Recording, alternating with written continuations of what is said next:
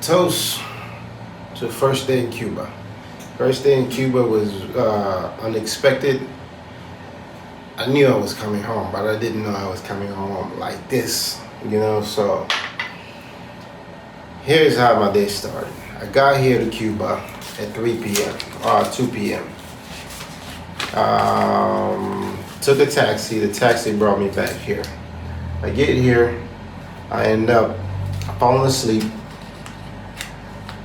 on the couch because I was tired, man. I haven't slept in the last, 12 hours? No, the last 48 hours I haven't slept. So I was tired. I had to take a little nap. I took a nap. I woke up at 7. And then I told myself, you know what? Why don't I just go outside and just walk? Just walk, see the cities. First night, it's Friday. Go see what's popping. Now, everything looked quiet.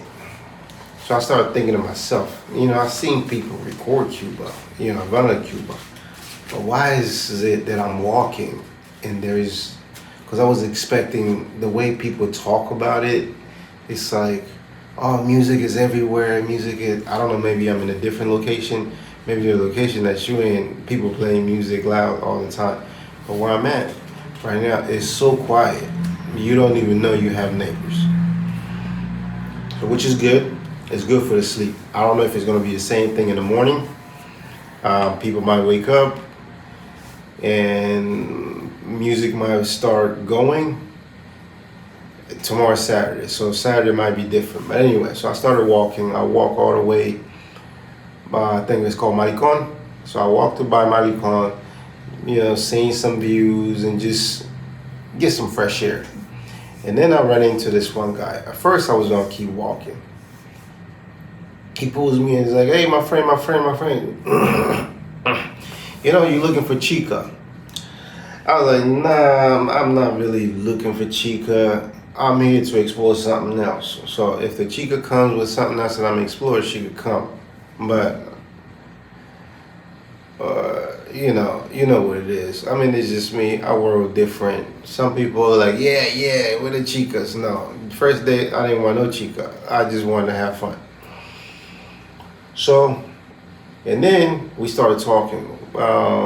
Me, I like being social. You're not going to disrespect somebody. Just, somebody want to talk to you. They're seeing you look a foreigner in a country where, even though spiritually Cuba is home to me, but physically I am a foreigner in Cuba because the spirit is here, but the physical presence is not. It's never been. And I don't speak Spanish. So we started talking. He spoke a little bit of English. Then he introduced me to his friend. His friend is from Cameroon, and he lives in Cuba. So he lives between here, Paris, Mexico, back and forth. So me and him started. My French is not really good. I try to speak French, but it's not really good. But I can understand it, read French. I just can't speak it because I've been in America for a very long time. But, I guess I am a trilingual. Anyway, so me and him, we started, when the vibe is just, it's not on some fake stuff. It's just, the vibe is just kicking. Everybody's talking, that just hospitality where it's not on some fake stuff where somebody's being nicer just so they could use you. I don't know if it is, but I didn't expect that. But if it is, they must be really a professional. But I didn't get that vibe, so, which was good. And we talked. I said, man, first day here in Cuba. He's like, oh, first day here, no stress, man. And some people showed me the way, like, hey, man, just go to that way, because the way that I was going the opposite way.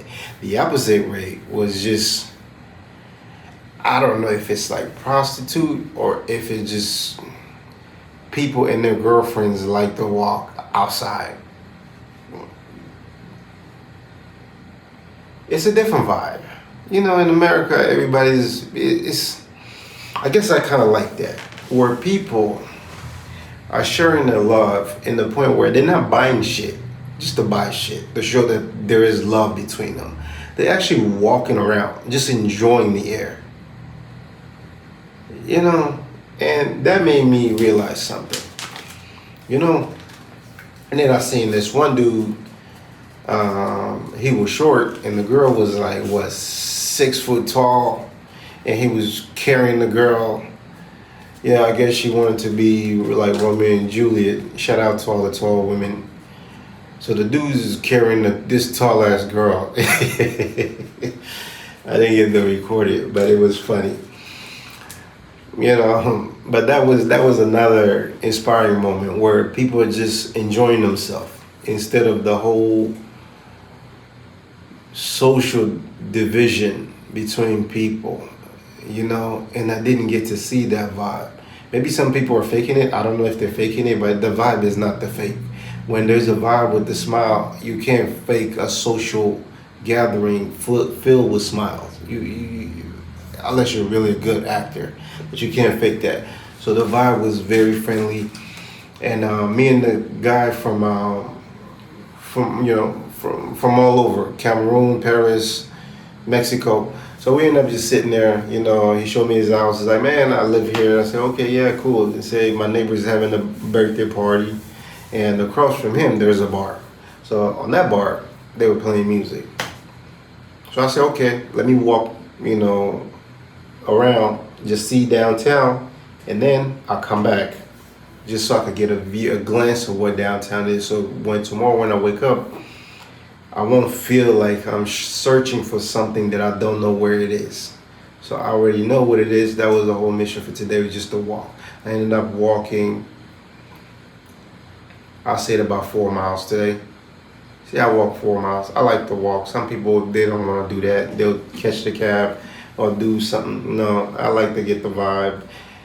So I went downtown, then I ran into, you know, revolution monuments of Cuba, people that brought history to make Cuba what it is, and people that have benefited from Cuba as well. So the whole history was downtown. I don't know if it's downtown, but I know the capital is there, so I'm assuming that's downtown. So I walked there, and then on my way back, I was like, all right, let me go stop by, because I told him that I was going to come back after I do the little walking, and I'll come back. So I come back, man, the music started playing, people are having fun, they're buying me beer, and I'm like, bro, this is my first day here. They already buying me beer, they offered me beer, I drank some beer, and then I was like, you know what, since it's genuine, let me go ahead and double up. So I went ahead, got this here, because we got to keep the party going. You know, if you get to be presented hospitality, you got to return hospitality back. Some people are too selfish. When you do something for them, even though they don't have to do it for you directly, but they don't want to do it for anybody else, you know, which is kind of like, it's not something that I should be against, but it's kind of like you messing with your own blessing, you know. So if somebody do something to you, always return. So that's how the universe is built. So I went ahead, I'm like, you know what, we're gonna keep the party going. I'm feeling like Moses. I went ahead and bought this liquor here. This liquor is a product of Spain. Of course it is a product of Spain. I'm not gonna lie, it's really good. I actually like it. Old Partner. This is a fine spirit with whiskey carefully selected by our specially distillers. So it is made in Spain. So anyway, so I ended up staying there, and then what happened was historical. We started talking about revolution. Then we went into talking about Congo, and then there was a guy who goes by the name of Ernesto Paul. Ernesto Paul. So Ernesto Paul started kicking in. First he was getting his hair dreaded, and he didn't want to, mess up with the vibe of getting his hair dreaded. And then once the revolution conversation started, everybody just broke into the conversation. So the conversation started pouring in, we talking, we laughing, we mentioned a whole lot of people. So it makes sense because Che had a connection in Mexico. And his connection in Mexico, most of the people that was either running, exile in a different country, somehow they ended up in Mexico. So Mexico was like a central for revolution characters.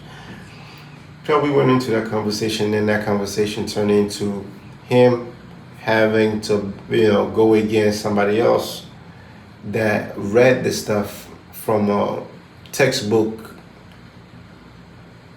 standpoint, and him from being somebody who self teaches himself things that he is curious about. So he got my attention.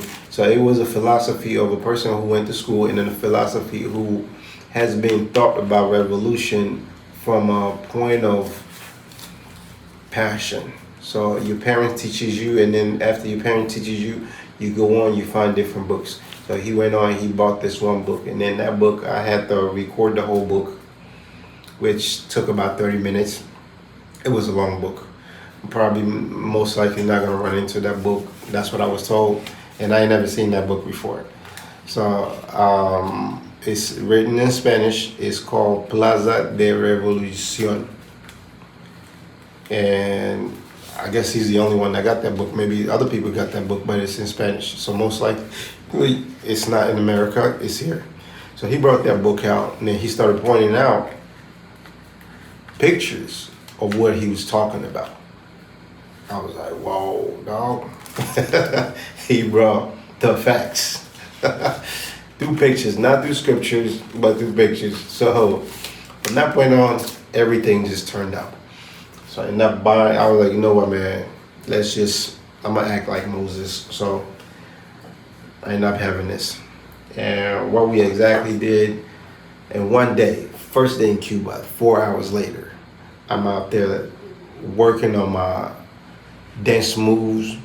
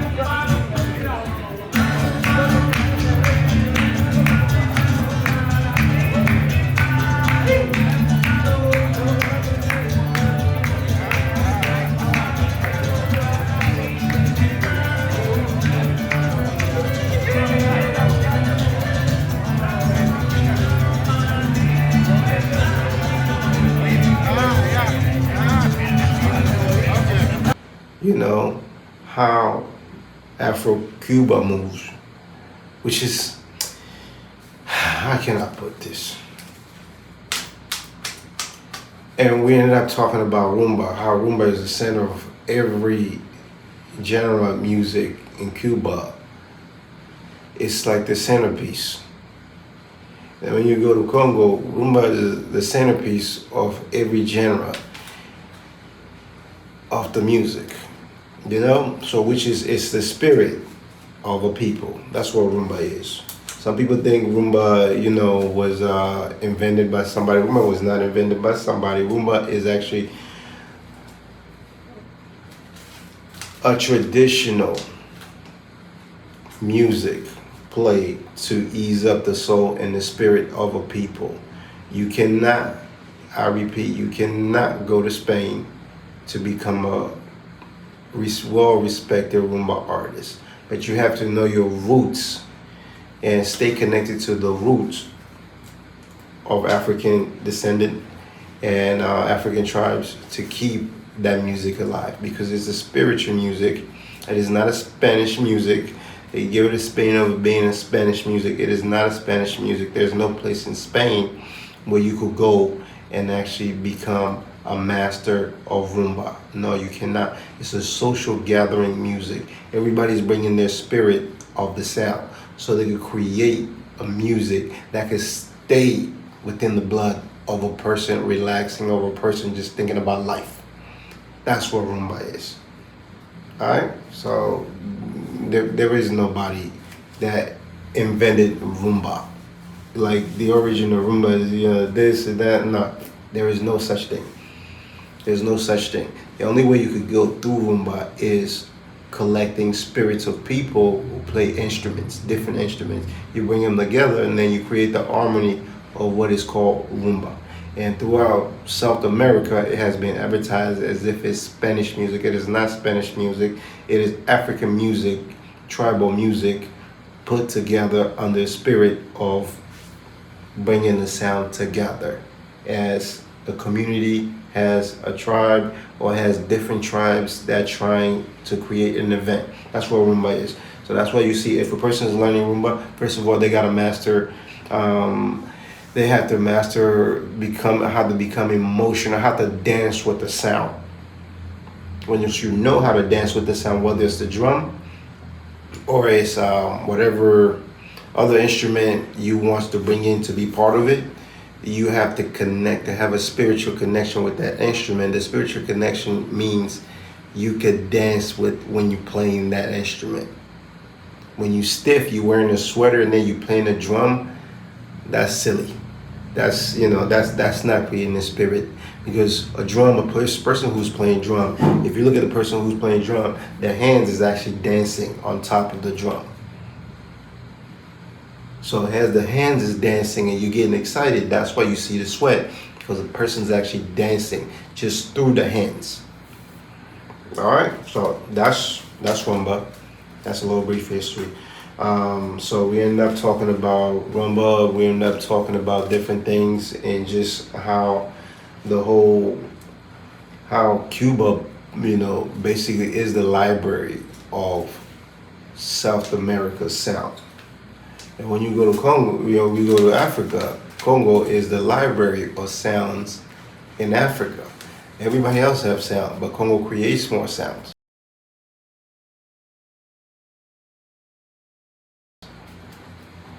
All right.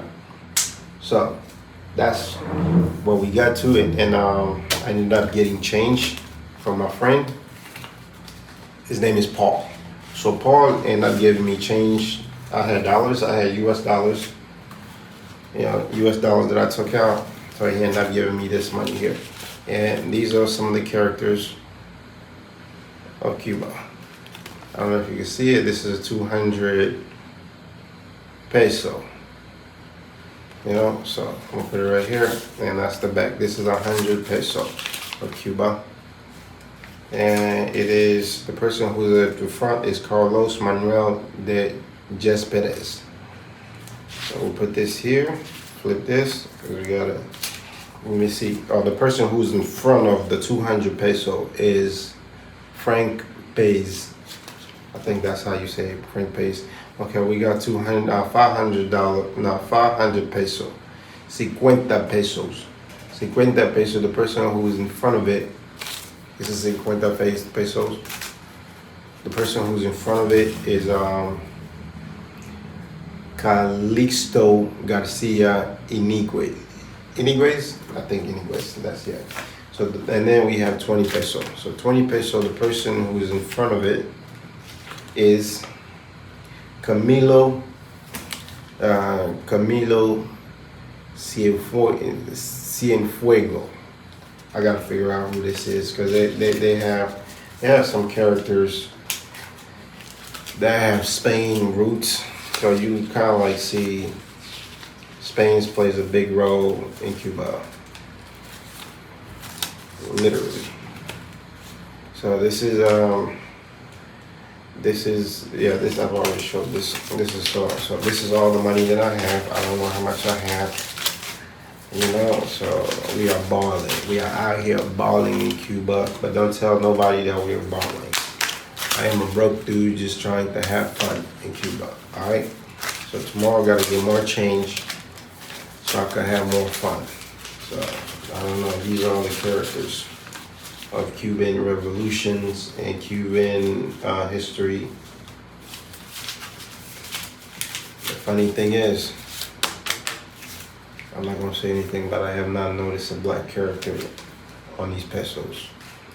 You know, I'm gonna try to find out if there's a different type of money, because you know Afro-Cuba has played a big role into Cuba's every single revolution that was done in Cuba. So it has to be important. That's why we have to go with Afro-Cuba. You know, power to the Mambisi. Anyway, toast and good night. Today's day one.